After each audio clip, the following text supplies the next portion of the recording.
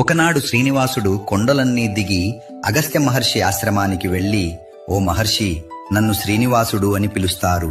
మీ ఆశ్రమంలో అనేక గోవులు ఉన్నాయని విన్నాను.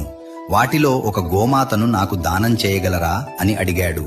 అగస్త్య మహర్షి, వేదాల ప్రకారం భార్యతో కలిసి రాని వ్యక్తికి గోమాతను దానం చేయరాదు. కావున మీరు మీ సతీమణితో రావాలి అని చెప్పారు.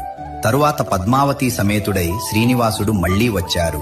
కాని అగస్త్య మహర్షి అక్కడ లేరు. శిష్యులు, మహర్షి ఆజ్ఞ లేకుండా మేము గోమాతను ఇవ్వలేము అని అన్నారు.